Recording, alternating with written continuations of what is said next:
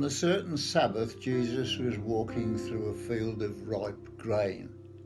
His disciples were pulling the heads off the grain, rubbing them in their hands to get rid of the chaff, and eating them. Some Pharisees said, "Why are you doing that, breaking the Sabbath rule?" But Jesus stood up to them. Have you never read what David and those with him did when they were hungry? How he entered the sanctuary and ate fresh bread off the altar, bread that no one but the priests were allowed to eat. So he handed it out to his companions. Then he said, "The Son of Man is no slave to the Sabbath. He's in charge." On another Sabbath, he went to the meeting place and taught. There was a man there with a crippled hand. The religion scholars and Pharisees had their eye on Jesus to see if he would heal the man, hoping to catch him in a Sabbath infraction.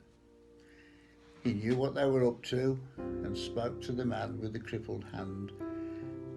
"Get up and stand here before us." And he did. Then Jesus addressed them. "Let me ask you something. What kind of action suits the Sabbath best? Doing good or doing evil? Helping people or leaving them helpless?" He looked round, saw each one in the eye, or looked at each one in the eye, and he said to the man, "Hold out your hand." He held it out. It was as good as new. They were beside themselves with anger and started plotting how they might get to even up with him. At about that time, he climbed a mountain to pray. He was there all night in prayer before God. The next day he summoned his disciples.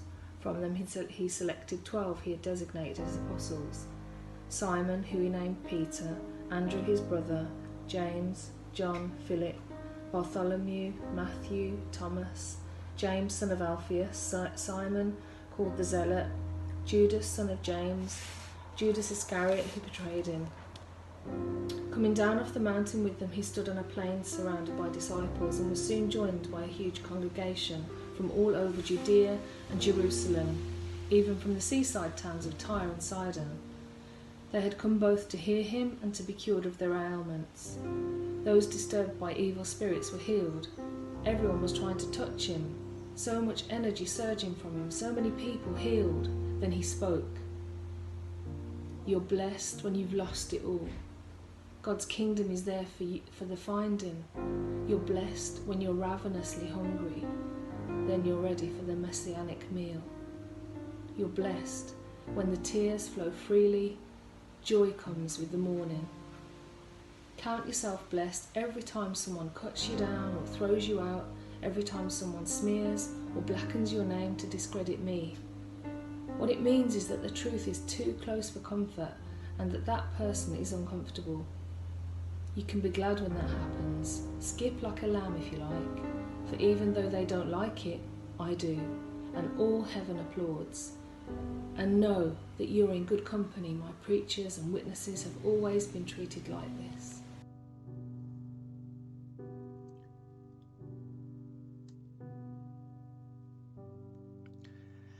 But it's trouble ahead if you think you have it made. What you have is all you'll ever get. And it's trouble ahead if you're satisfied with yourself. Yourself will not satisfy you for long.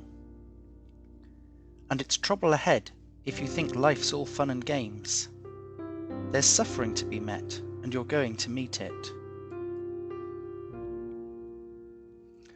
There's trouble ahead when you live only for the approval of others, saying what flatters them, doing what indulges them. Popularity contests are not truth contests. Look how many scoundrel preachers were approved by your ancestors. Your task is to be true, not popular.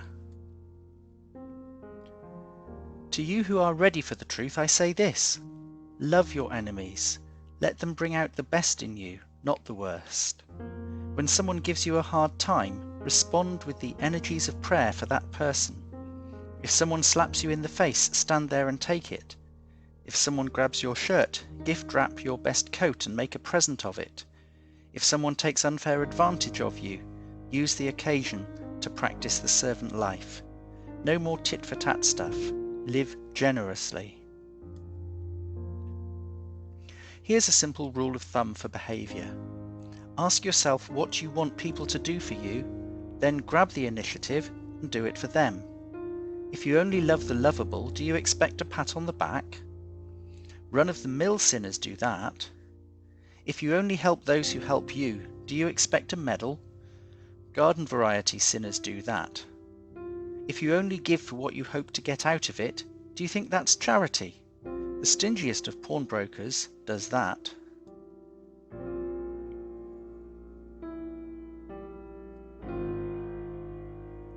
I tell you, love your enemies. Help and give without expecting a return. You'll never, I promise, regret it. Live out this God-created identity the way our Father lives towards us, generously and graciously, even when we're at our worst. Our Father is kind. You be kind.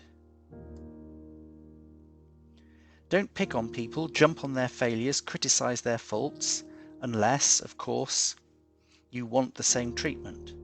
Don't condemn those who are down. That hardness can boomerang. Be easy on people. You'll find life a lot easier. Give away your life. You'll find life given back, but not merely given back with bonus and blessing. Giving, not getting, is the way. Generosity begets generosity.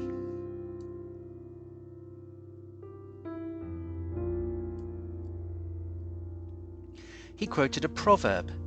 Can a blind man guide a blind man? Wouldn't they both end up in the ditch? An apprentice doesn't lecture the master. The point is to be careful who you follow as your teacher.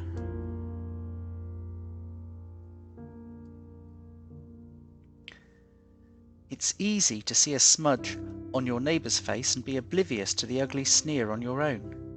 Do you have the nerve to say, "Let me wash your face for you," when your own face is distorted by contempt?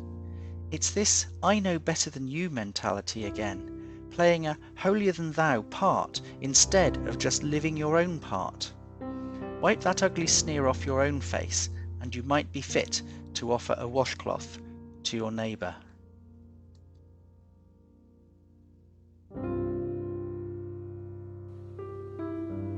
You don't get wormy apples off a healthy tree, nor good apples off a diseased tree. The health of the apple tells the health of the tree.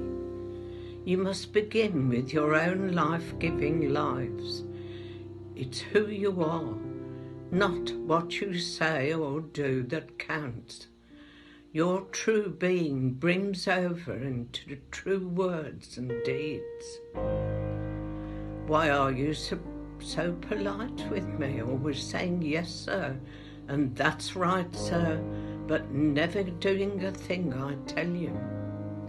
These words I speak to you are not mere additions to your life, home over improvements to your standard of living. They are foundation words, words to build a life on. If you work the words into your life, you are like a smart carpenter who dug deep and laid the foundation of his house on bedrock. When the river burst its banks and crushed against the house, nothing could shake it. It was built to last. But if you just use my words in Bible studies and don't work them into your life, you are like a dumb carpenter who built a house but skipped the foundation. When the swollen river came crashing in, it collapsed like a house of cards. It was a total loss.